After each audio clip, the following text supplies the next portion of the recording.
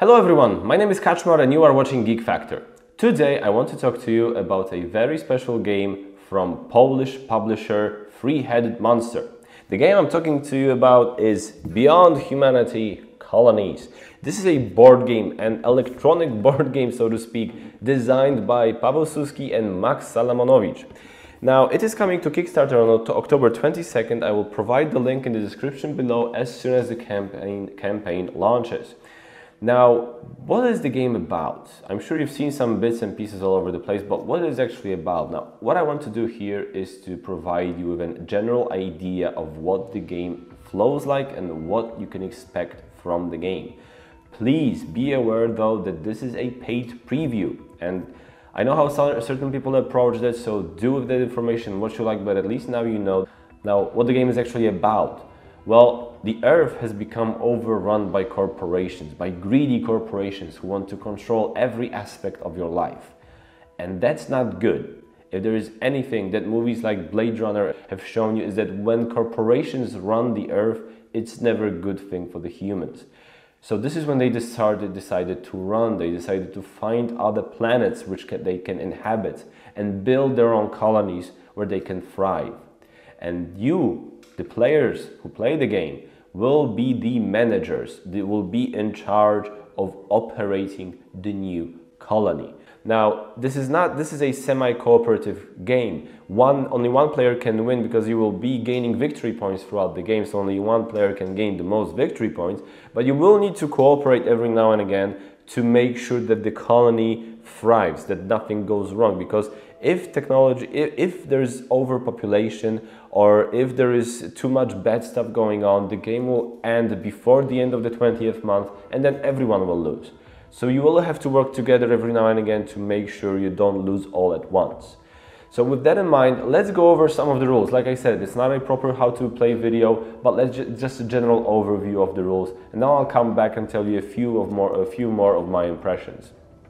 So while we are not going to go very deeply into the detailed setup of the game, I do want to give you a general idea of how you set up. For example, this is not the way it's going to look at the beginning of the game. At the beginning of the game, you're just going to have the main arc building right here. All those buildings were added during the game we just had. So at the very beginning, you're just going to have this. All the other buildings, all the other miniatures, together with the connectors that you place between the buildings throughout the game, all of those will be placed to the side in a general pool.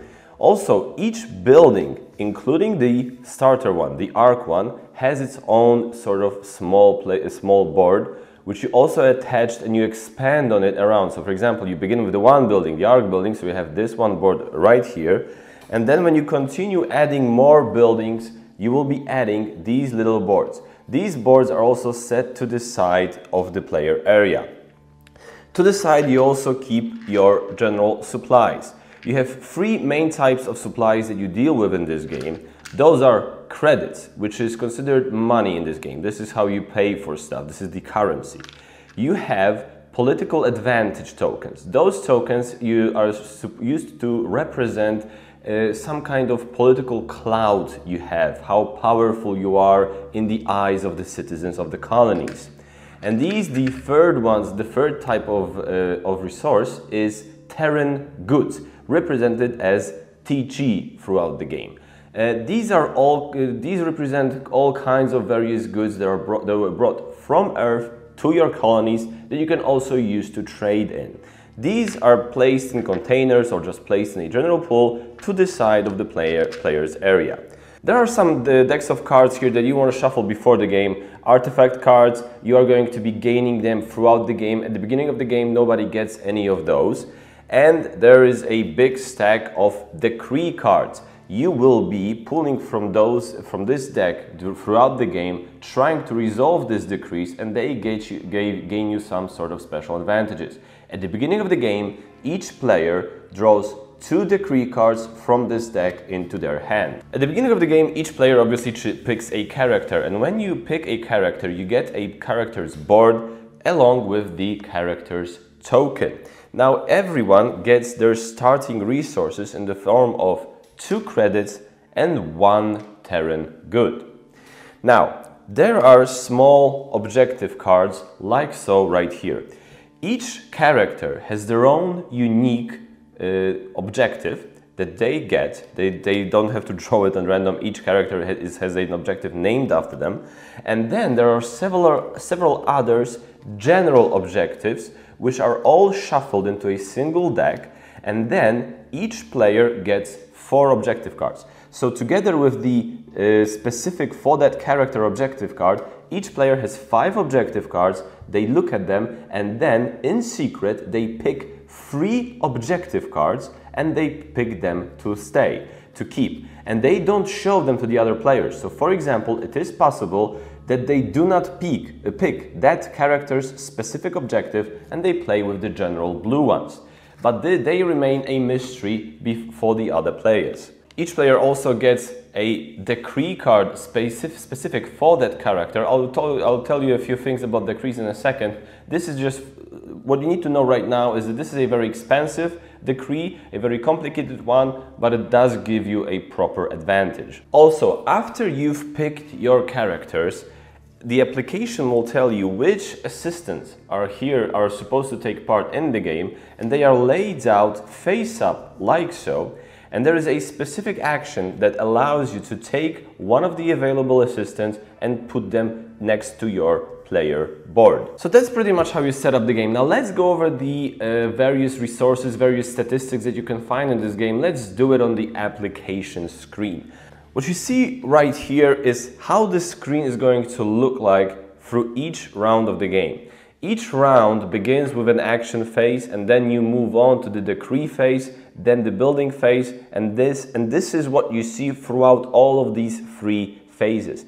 This shows you, to put it in general terms, the state of your colony right now, in the round that you are playing. Rounds in this game are called months, right? So a month in the game is a round. Now you have 20 months. Now this thing right here, this box right here shows you the current month, so the current round you are playing, and the general state of your colony in terms of the people. This shows you there are 3 such statistics: happiness, security, and technical. So happiness, how happy, how content the people that live in your colony are. Security, how secure are they, right? Are they safe? Have you taken care of the security personnel? Is the security personnel well trained? This is all represented through this statistic. And then technical. Are there any technical problems with the colony? Is everything operating as it should? If it does, then it's green. If each of those is just basically showing you a color, like, so if it's good, it's green. If it's bad, it's red. So you want to avoid red, obviously. Now what you see here is the population chart.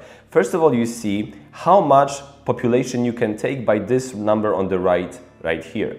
The number on the left shows you how many people you currently have. So for example, my colony, at the time we stopped playing the game, our colony was able to house 6,000 people, and we had 5,413 people. Overpopulation is a real threat in this game, so you will want to pay attention to it. This shows you what type of people live on your planet. Colonists are your general population. These are the general people who live there, who do some manual labor, just your regular common folk, so to speak. SecForce is the security personnel, those who are responsible for keeping you safe. Scientists, obviously, scientists. They work on stuff, they try to develop new technologies and make the life better. Marines, for obvious purposes, to defend yourself, to defend you as well.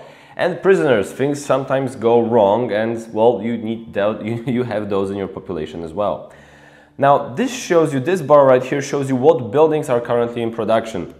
So as you can see, we had 2 buildings in production the moment we stopped playing the game. This bar shows you what types of threats appear throughout the game, and if there's too many of them, you lose the game immediately and no one is declared a winner. So, for example, this thing right here that is actually currently glowing, this shows the first Terran debt. So we didn't do so well at a certain point, and we needed to borrow money from Earth. This is called a Terran debt. Now, the first Terran debt is not so bad, but it is there. Second Terran debt is kind of bad, because not only is it a debt that you have to pay, but it is also the second one, so it means that the third one is coming. And when the third Terran debt shows up, you're dead, you lost the game. Everyone lost the game. Now this shows you the general condition of your colony, right? This is the power supply, this is the life support supply, this is the various liquids you have, and these are the various gases. Now, stock is something that you keep in order, for example, to make up, treat as kind of a reserve. You use it to make up if you're lacking in any of those fields. Now, the numbers you see here next to those bars, the number on the left is showing you how much of that resource,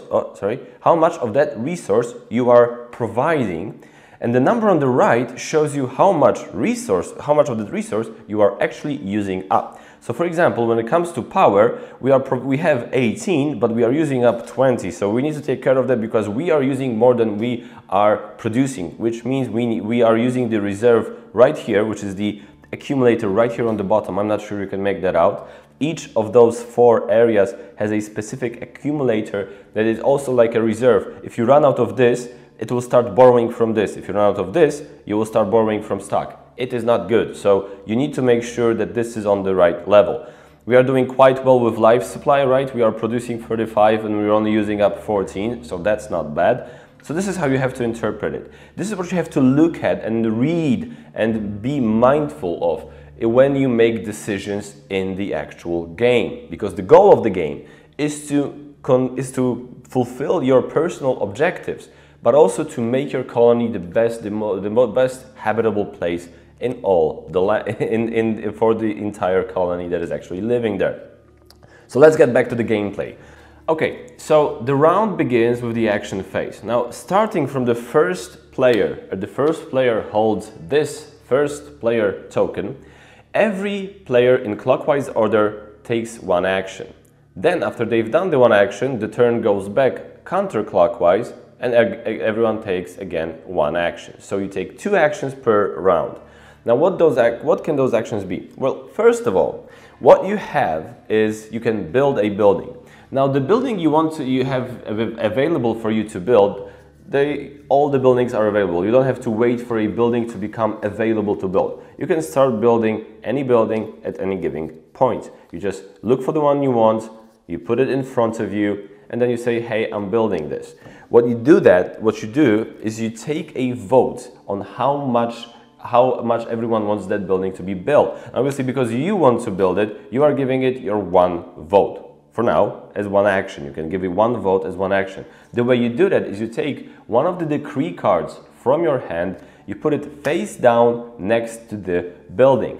Now, this is important. When you take a decree card and use it as a vote for a building to be built, you do not resolve any of the text here. You ignore everything that is here on this side. You just use it as a vote. Now, every player in that round and in any future rounds, if you somehow don't manage to build that building in the single round, also have the option to use one of their actions or both of their actions if they're willing to take one decree card from their hand and add it to your building to help it be built.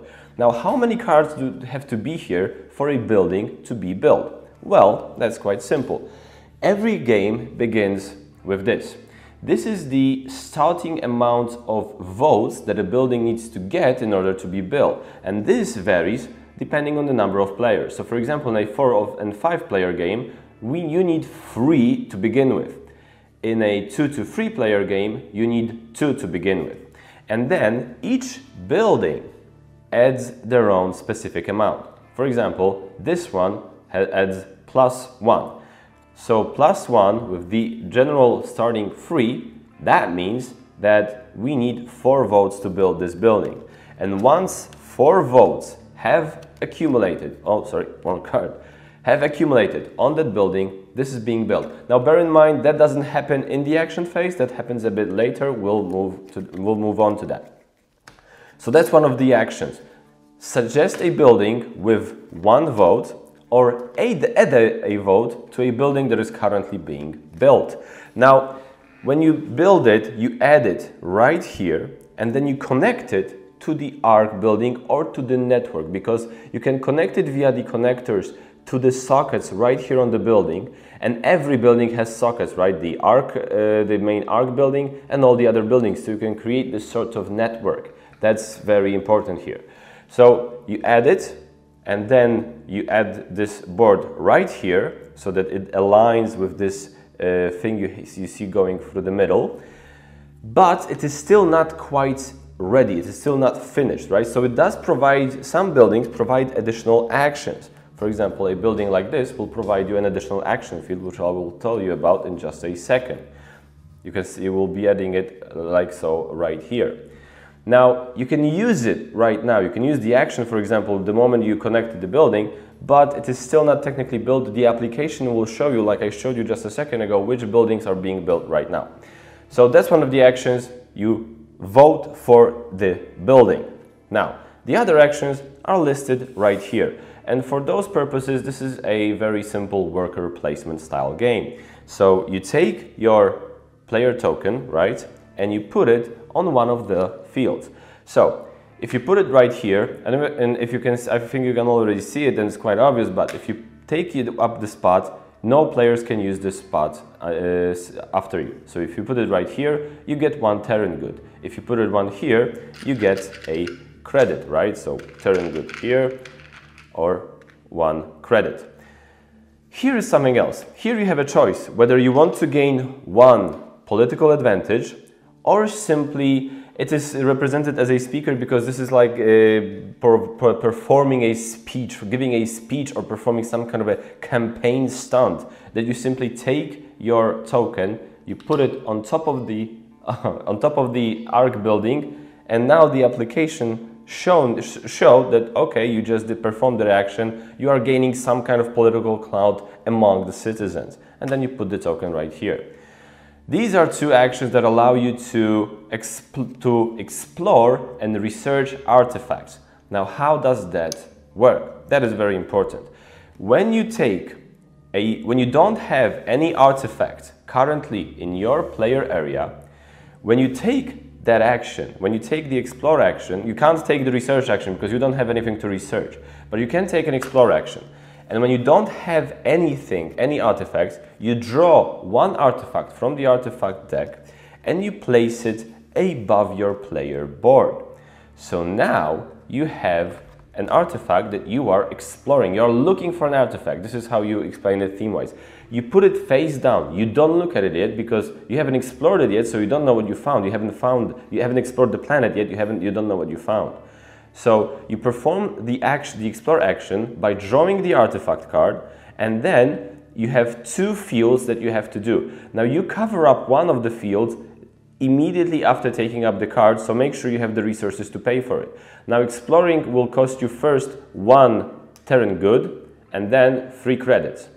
After you used when you have that, you can use the explore action to fill up the other field. So after you've used on a future turn, or on the same turn in the next action, if you've used the explore action remember, always put the token right here. To pay here for the exploration, after you've covered both those fields, you flip it to see what it says. You don't show it to the other players. Now these are victory points that you will get for that artifact after it's researched.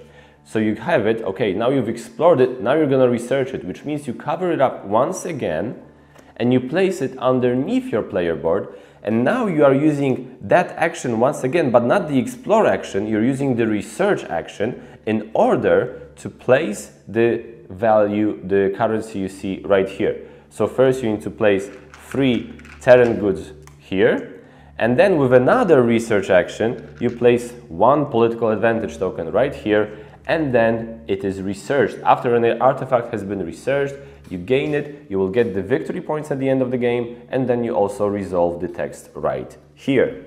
So these are the action phases, right? You either put it right here, and then you build and you start building a building, or you vote on a building already under construction, or you use one of the action fields you have right here. The buildings you will be building throughout the game will add more action spaces that you will be able to use throughout the game. If you're interested, the prototype version I have in front of me right now has a cheat sheet in form of an A4 paper which shows you what building does what, but you will have that in your copy of the game as a separate cheat sheet. So that is very useful to learn during your first game. So that's basically the action phase. The second thing, after that you've done, after every player performed their actions, you have the decree phase, where each player can suggest a decree, and then the people of the colony will vote on it. So the decree sometimes has a cost here that shows that you have to pay immediately, and then you place it on top of the arc building, and then people will vote on it. You place it on top of the arc building, and then you also add your player token on the arc building to make sure that the system knows it is you who suggested that decree. And then at the end of the round, the app will tell you whether people have voted for your decree or against your decree. If they have voted for your decree, you resolve the text right here, and if they voted against, unfortunately, you don't get the bonuses. Now, these things right here, these symbols, correspond with the general symbols you show on the app screen that I showed you just a minute ago. So it is very important that you see that the symbols right here on the decree cards show you whether you are gaining something in that particular statistic, which is represented by a green color around the icon, or if you are losing something, which is represented by a red symbol, red color around the icon. Now, how much you are gaining or how much you are losing is represented by how many lines around that icon are filled out by that color. So if you're gaining something by 1, that's okay, you're gaining something. But if you're gaining something by 2, that means, okay, you're gaining a lot more. And 3, well, that's a lot. This does not show actual numbers. It's not like you're gaining 1 item of happiness. It doesn't work like that. It's just a general representation of how much more happiness you are inputting into the colony. That is important to understand here, but that's how those decrees work. Sometimes they will only change those statistics, they will only affect those statistics, most of it, quite often, they will affect those statistics, and then they will also provide some general benefits, either for the player who played the decree or for other players around the table. After you've done the decree phase, every building that collected enough votes is now being built. You add it right here, you attach the building to here, and then the system will recognize that there is a new building. And remember, every building provides something, but it's also costing you something, right? It sometimes costs you energy, but it provides a better standard of living for the people, which makes people happier. So if you build a building that makes people happier, maybe they will be more likely to vote for your decrees. The system is generated in such a way to calculate all those things. That's basically how the game goes. That's how every round goes. At the end of every round, there are also some events that happen that give you good things or give you bad things, and you have to be mindful of that. Now, throughout the game, you will be able to get victory points. How? Through the artifacts that you collect, but also through those objectives. At the end of the game, you check for those objectives and you see how well you fulfilled them. If you fulfill them, you get the shown number of victory points. Whoever has the most points wins the game. Also, one additional source of victory points in this game is the role of the president, which will be given to you by the system. Whoever has cared for the people the most will be voted by the application as the president, and that person will gain an additional 20 points. Now, there is no clear path to show you, to tell you how to get to being a president. You have to simply be a good leader. You have to care for the people when you perform your action and when you develop the colony. So that's basically it as far as the rules are concerned. Let's get back to the preview. Right, so the first thing that comes to mind is the components quality, and these are off the charts. Obviously, I'm talking about the building miniatures. They look amazing. They're big. They're really very, very detailed. But also other stuff. I like the tokens. I like the artwork that I see on various cards and stuff like that. But also, I have to give props to the publisher because they have all those photos of characters that they are playing. For example, right here. And those are actual models, those are real people who came here. They have the outfits, the design, I can see them right here. And those are people who simply modeled for these photos. So this is our original work.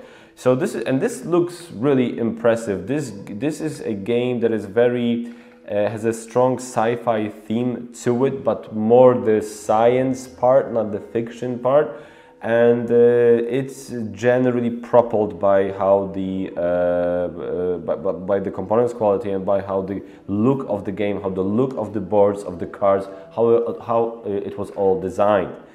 Now, as far as the electronic component here, now I know there are a lot of people, there are a lot of purists who say that they don't want any electricity in their game. They don't like games like Mansions of Madness or the First Martians, where there is a heavy app component to the game, because they will say that because they feel that it takes away from the experience of playing a physical board game. Now I understand that and I respect that. And if you are the type of person that this might not be something for you, but if you are open to those solutions, if you don't see it as the end of the board game hobby, or if you are open to such ideas, then I have to say this is by far the most innovative way I've ever seen of applying technology to board games.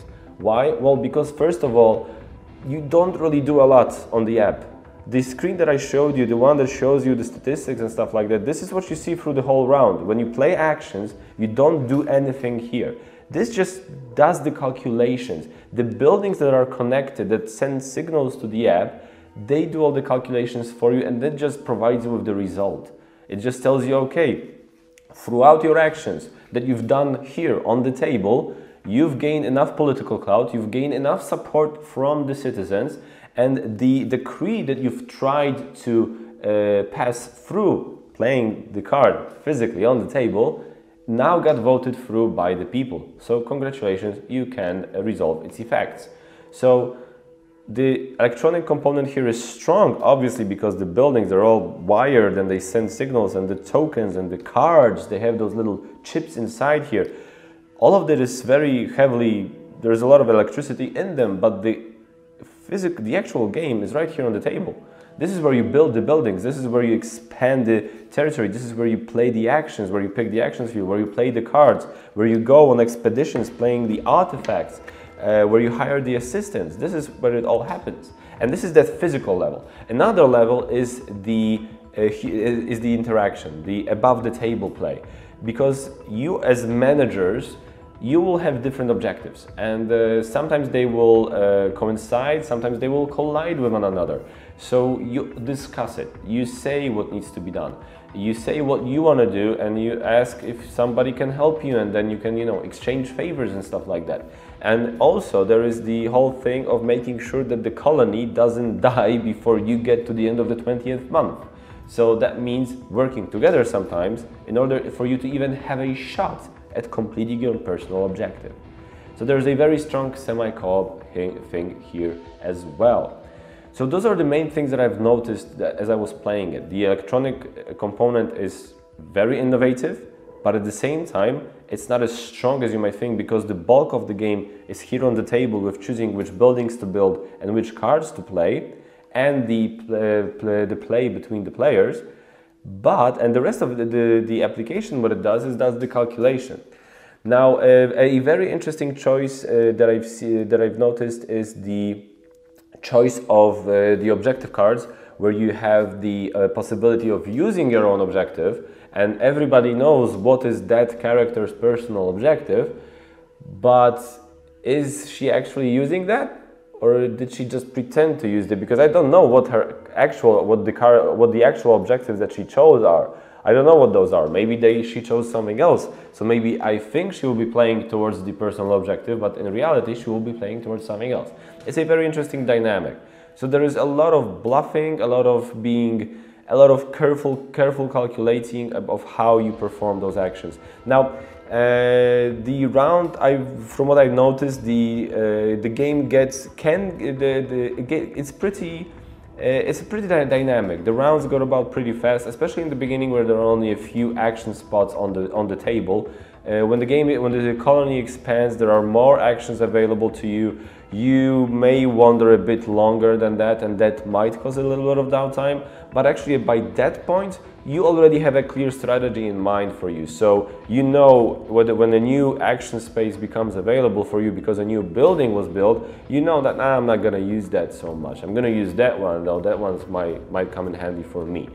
So there's a lot of that. So there is a lot of, and what I also struck me and what I like so far about the game is how you are doing the calculations, how you are trying to come up with the best strategy to expand on the whole colony, but there's this whole kind of a human element buried in the AI system of the game, where the society, you know, lives its own life inside the application. And it's like this whole society that simply tells you whether the decision you made here on the table, around the table, whether those decisions were good. If the people who you work for over there are happy, that means you're making the right decisions. If they're not, you're doing something wrong, and you need to get back literally to the table and think of a new strategy. I really like that. It gives you it's an interesting idea of imagining that there's this whole society that is simply living their own life, and I am impacting their life, but I'm not actually going to know if what I'm doing is right for them until they tell me. And they will tell me by their happiness, and they'll tell me by either voting or not voting for my decrees. So that's an interesting dynamic that is created here. Now, one thing I did notice is that the first 2 games maybe will take you a bit to learn how to operate those buildings, because there are a lot of buildings. All of them are available to build at the beginning of the game. So at the beginning you will be thinking like, wait, what does this building do? Okay, wait, I need this. So which building does that? It's okay, the bunker. Give me the bunker, I'm gonna build the bunker. There's going to be a lot of that in the first game. It goes away. It's by the end of our first game, I could already find very quickly what I need, because I already had an idea of what I wanted to do. So I was able to find what I needed, which building I needed very quickly. Plus, everybody was building buildings around the table, so a lot of buildings were built by the half of the game. There were a lot of buildings built, so we could already use we didn't have to go look for that. We could already use the building boards. So in general, my first impression is very positive, and what I was surprised is, and this is what I want to stress, this is not an opinion, this is an objective fact, a lot of the game is here on the table, and there's a lot of the game between the players, not in the app itself. The app is strictly for the calculation of how the society that you are working for is doing. So this is the general preview of the game. Now, what I also want to say is a few words from the publisher. First of all, the game will not be available in retail, so this is a Kickstarter only game. Retailers will be obviously able to purchase a number of copies during the Kickstarter campaign, but that's basically it. Also, there is this whole aspect of every arc building is unique, has their own ID. When you buy the game, you will have your own ID in the system. It will be kind of like a profile thing for you. And you will be building your colonies, you will be achieving certain numbers of points. All of these will be recorded in the app. And this will also connect to the future games of that publisher. So this game is about building the colonies, and the next game might be about something happening inside the colonies. So there's a whole meta game aspect to it that will be carried from game to game. So this is like a small universe here being built, and that is going to be expanded on in the future. So yeah, so this is what I wanted to tell you about how the game flows. I hope you have a better idea now. If you have any questions, please do not hesitate to ask them in the comments below. Either me or someone from Three-Headed Monster will be able to answer your questions. For now, like I said, Kickstarter campaign is on launches on October 22nd. The link will be available in the description below the second it launches. Thank you so much for watching. Thank you to Three-Headed Monster for inviting me to play this game. And I hope I see you soon. If you have any questions, use the comment section. Until then, bye.